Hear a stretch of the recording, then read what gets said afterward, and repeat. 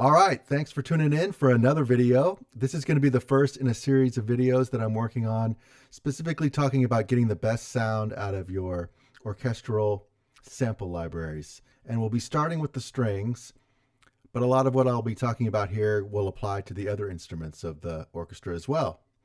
And I want to start off by saying this is really geared more towards beginners. If you're just getting started with orchestral composition and using sample libraries, this is geared towards you as a beginner. If you've been doing this a while, certainly if you're more advanced, this might be a little bit of a boring recap for you. So I just want to say that this is mostly for beginners.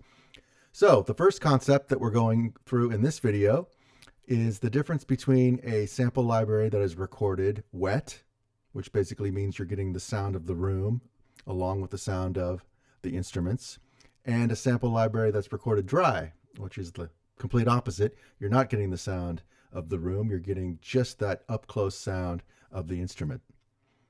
So like I said, with a wet library, they basically take the orchestra and they put it in this big giant, symphony hall or similar room, right? A big, great sounding room. And they have mics that are placed not just up near the instruments, but also in the back, and it's picking up the sound of the reverb as the performer plays, and you're getting that reflection off the actual room itself. And a lot of libraries, like the ones that are made by Spitfire, they talk about the room that it's recorded in because it's actually a selling point.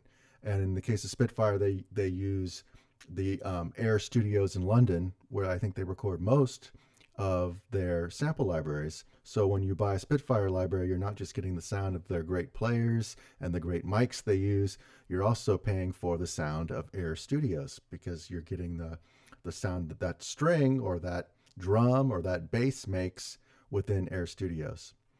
So that's the main concept of a wet library. And in a minute, when I show you the demo here, you can see that they often will provide those microphones in different positions, so you can get a little bit more up close to the instrument and take away some of that room sound. And you can also add more room sound, but it's not quite the same as the complete opposite, which is a dry recorded library. And we'll look at an example of one of those in a second. And it's kind of simple to explain because it just means you're not going to get that sound of the room. So when they recorded it dry, they probably are not putting microphones at a good distance from the instrument. They're doing the opposite. They're putting the microphone very close to the instrument, so all you're hearing is the sort of up close sound of that instrument. So let's hear some examples. So I'm in my DAW. I'm using Logic, but obviously this would apply to any DAW you're using. As well, it would apply to any sample library that would either be wet or dry. In my case, we're going to be starting with the wet, and I'm bringing up Albion 1, which is a Spitfire library, and so it was recorded in Air Studios, like I was saying a moment ago. So this is a wet library. So let's listen to how this sounds. Notice, I want you to listen to after I hit the note, listen to the reverb that you're hearing. So hopefully you can hear that. It's pretty dang noticeable, right? So you're hearing the string players in this case, because this is a string section we're listening to. The strings are playing, and you're not just hearing the string, you're hearing the sound of the room. And I'll be honest, before I got into this stuff, I didn't see what the big deal was. Like, why do you want to hear the sound of the room? But the sound of the room is actually, with an orchestra, is a big deal. That is part of what you're going to when you go to a symphony. You're going there to experience the whole sound of the symphony performing in that room. Really quickly, I'll show you. This is a great example of what we're talking about. If you look on the interface here, you can see this close and far slider. That is kind of what I'm talking about. Those are the mic positions. And, this sort of simplistic in Albion 1 here. You can just get a little bit closer. So I'm going to bring that up. And you can hear now there's a little bit less reverb. And then if I go all the way back to the extreme, this is like the back of the hall. You can think of it that way. Wow, right? That is some serious reverb. So that's the controls you get in different libraries. If you go and buy a different library that's recorded wet in a room, they might have all sorts of other different mic positions you can play with. They might have you might be able to get a little bit more closer. You might be able to turn on different mics within the room. Often they will charge you for those extra mic positions. They're not always given to you out of the box. Sometimes they will charge extra for those additional mic positions. So be aware of that if you're exploring a new library. So that is the wet example. Let's switch over now to the exact opposite. This is LA scoring strings. The first thing you'll notice, just I want to point out, is with Albion 1, that's an ensemble-based library. So that means you're getting the entire string section as one patch, right? And so you got the lows and the mids and the highs all kind of mushed together, and you're hearing it as one patch. Whereas with the LA scoring strings, this is not just an example of a dry library, but interestingly, it is the example of a library that it has the sections broken out. So you can see at the top here, this is the bass, and there's the cellos, violas, and the violins. So that's why that looks a little different, because these are the individual instruments. So let's just listen one more time to the Albion, the wet. I'm going to mute that, and I'm going to turn on the dry LA scoring strings. You see what I'm saying? That's some serious dry going on there. There is no reverb there. So there's LA scoring strings, dry. And now let's listen to Albion 1. That's wet. Oh yeah. You know what I'm talking about now, right? So why would you use one or the other, and would you actually use both?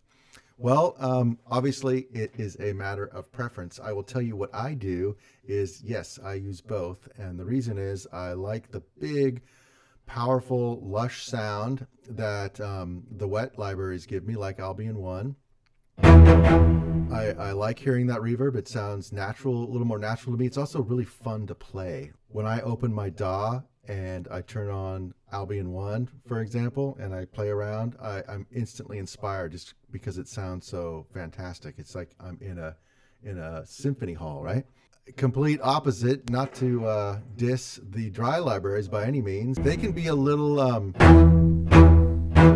harder to get to sound good. It takes a little more work because you have to add your own reverb, which is fine. And they sometimes, particularly LA scoring strings, I will say, it has a reputation for being a little bit on the harsh side. Like, listen to some of those higher notes. It's just very direct. It's in your face, right? So that is actually the pro. Because particularly if you're doing, more dense music like trailer music or anything that's got a lot of instrumentation, the problem with the wet libraries are that they can tend to get a little lost in those types of mixes because there's so much reverb. There's less of a bite. There's less of an attack to the wet libraries. Often they will get lost in those big epic type pieces. Kind of ironic, right? So that's where the dry libraries come in. So I'm going to show you what I mean here. I'm going to unmute both, but I'm going to turn down the dry library, and I'm going to start by just playing Albion 1 by itself. And slowly I'm going to turn up the dry.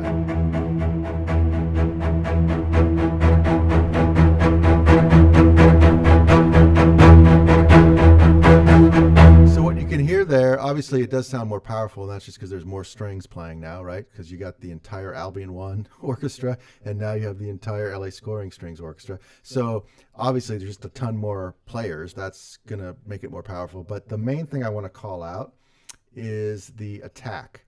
So listen again. Listen to how the attack of the pure wet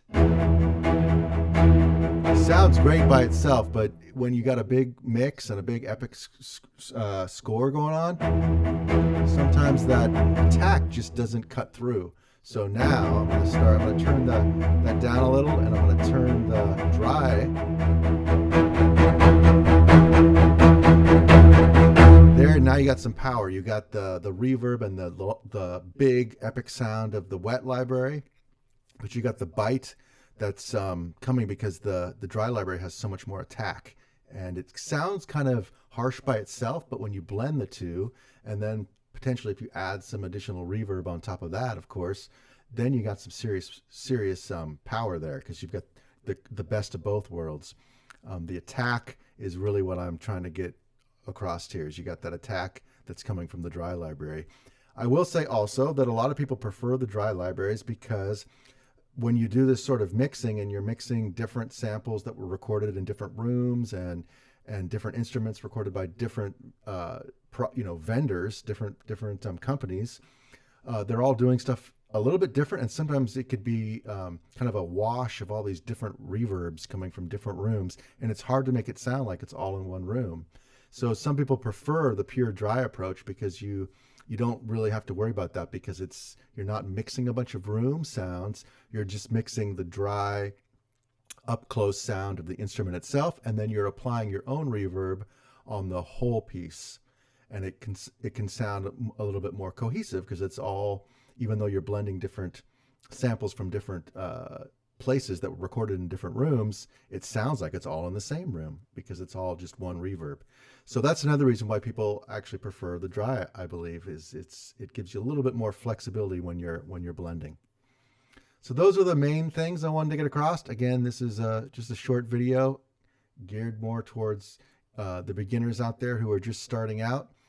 I plan to do another video after this that goes a little bit more into the difference between the ensembles and the sections and how we go about writing for each of those. And then there'll be additional videos after this, or excuse me, after that one, where we go into more detail about how to really get the best sounds out of your sample libraries. So if you have any questions or comments, please leave them below. And thank you so much for watching. I will see you next time.